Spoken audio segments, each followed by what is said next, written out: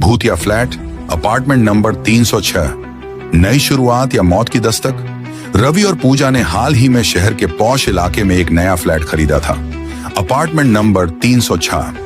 यह एक खूबसूरत लेकिन कुछ सुनसान बिल्डिंग में था। कम कीमत में इतना अच्छा फ्लैट मिलना किसी चमत्कार से कम नहीं था।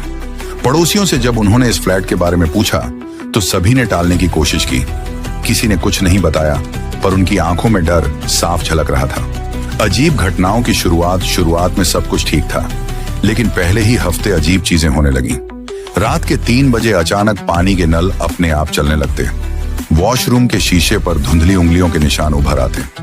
पूजा को कई बार लगा कि कोई उसे पीछे से देख रहा है, लेकिन जब वह मुड़ती तो वहां कोई नहीं होता। एक रात रवि को लगा कि बेडरूम के कोने में कोई खड़ा है।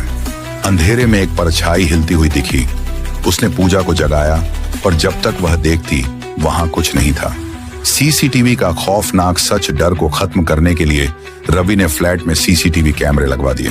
अगले दिन जब उन्होंने रात की रिकॉर्डिंग देखी तो उनकी रूह कांप गई। रात के 2:45 पर पूजा उठी और बिना किसी वजह के बालकनी की तरफ चलने लगी। वह खिड़की के पास जाकर रुकी और फुसफुसाने लगी, तुम आ गए? रवि सख्ते में आ गया, क्योंकि उसे याद था कि पूजा पूरी रात उसके बगल में सोई थी।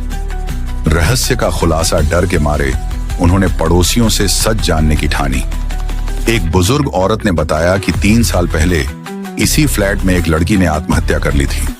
वह हर रात बालकनी से कूद जाती थी और अगली रात फिर वहीं खड़ी मिलती थी। पूजा इस बात को मानने को तैयार नहीं थी, लेकिन उसी रात जब वह सो रही थी उसे लगा कि कोई उसके कान में धीरे से कह रहा है, ये मेरा घर है, चले जाओ।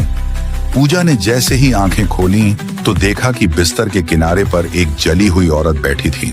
उसकी आंखें कोयले जैसी काली थीं और शरीर से धुआं उठ रहा था।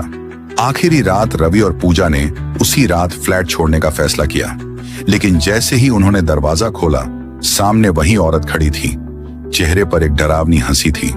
अगली सुबह पड़ोसियों ने फ्लैट के दरवाजे पर खून के छींटे देखे। रवि और पूजा का कोई अता पता नहीं था। कहते हैं जो भी उस फ्लैट में रहने आता है वह हमेशा के लिए गायब हो जाता है। क्या तुम अपार्टमेंट नंबर 306 में रहना चाहोगे?